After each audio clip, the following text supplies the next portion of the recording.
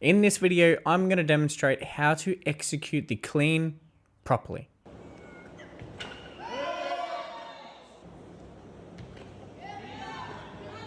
I won't add any extra fluff here so we can get right into it, but just to quickly state some credentials first, just so you don't think this is some BS you see online, and I know what I'm talking about. My best clean to date sits just under 2.5 times my body weight, and my power clean sits just above 160 kilograms, which is roughly 350 pounds, sitting at 73 kilos body weight. I've also competed at the Olympic Games in weightlifting, but more importantly, I've been teaching and coaching hundreds of lifters how to execute this exact lift over 28 different countries now. I'm going to sequence the whole lift for you position by position and show you how each one then flows onto the next. From the start position to the first pull, to the second pull, and to the third pull. And as I stated in an earlier snatch tutorial, which I'll link at the top of the description, this will be a lot of information and I don't expect you to take all of this on at once. This is not how I would teach a clean to a beginner. Consider this more of a full breakdown of the lift. And my hope is that you see this and maybe take a point or two from something that you may have overlooked in the past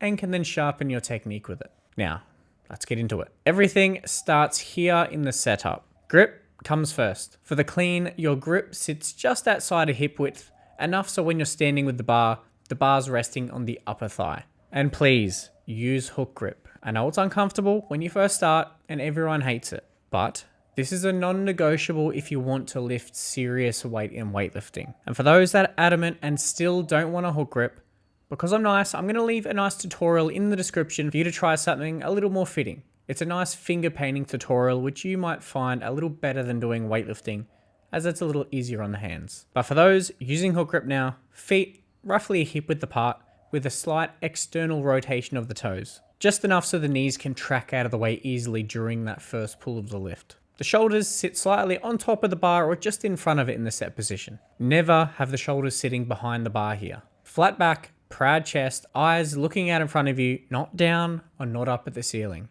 Hip height here at a reasonable height for your build. If you have long femurs, you'll benefit with slightly higher hips here. Where shorter femurs, you can sit those hips a little lower. I want those arms to be nice and long and relaxed with the elbows pointed outwards. Then what I want you to do is take the tension out of the arms.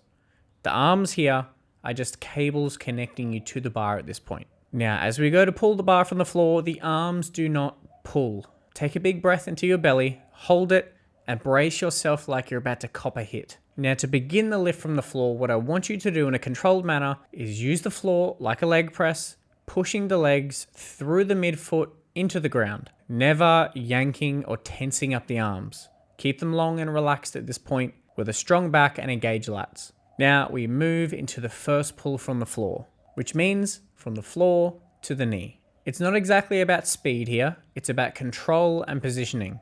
Getting the bar from the floor to the knee while holding the positions you just set. We push the floor away with the legs through the midfoot, not pushing through the toes and not pushing through the heels. And as you do this, the hips and the shoulders will rise at roughly a similar rate from the floor to the knee. There might be some subtle differences where before the lifter with the longer legs may have the hips rise a touch faster just so they can get their knees out of the way, where the shorter limb lifter, their shoulders may raise slightly faster while still holding that same level of balance. Now, if you watch the bar from the side, you will see the bar slightly track inwards from the floor. This is fine. What we never want is the bar tracking forward and looping around the knees here. Here's an overarching rule when it comes to all the Olympic lifts that I want you to remember.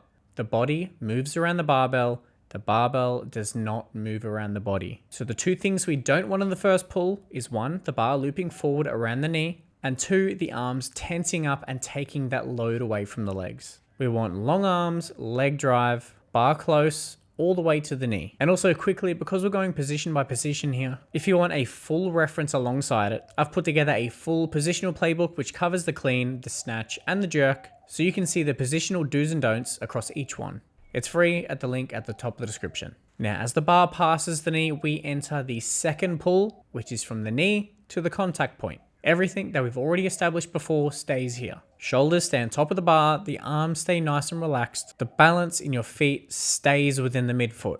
As the bar clears the knees, the shins become vertical for a moment. And from there up until the contact point, you use your engaged lats to then keep the bar close to the legs. Think of the bar brushing up the legs while you continue to push through the floor through the midfoot. And as that bar reaches the upper thigh, this is what we call the power position. And this is where you're ready for a violent vertical extension of the legs, where you'll see the torso will be sitting vertically or slightly over the bar at this point. And you'll notice that from the knee to the contact point, that the knees will then begin to bend again in order to find this power position. That is what we call the double knee bend. And it should happen as more of a result of continued leg drive through the midfoot and good positioning, not something that we need to consciously force or manufacture. I have a video purely on the double knee bend and its complete breakdown, which I'll link at the top of the description if you want to go deeper on that topic. Now, the clear mistakes in the second pull. The first one is if a clear gap between the bar and the legs occur in the second pull. The rule here,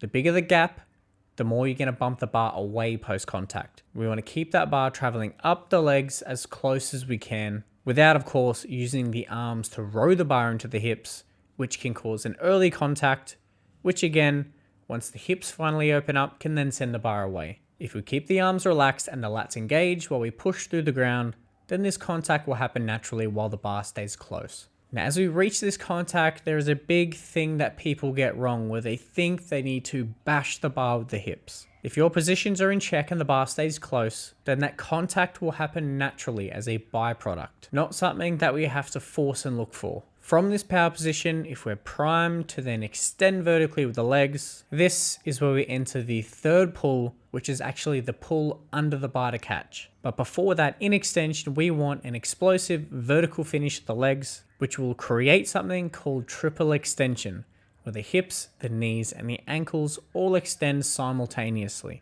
This will ideally send the bar up vertically, not away. If you're someone that likes to bash the bar with the hips, you're going to be sending the bar horizontally.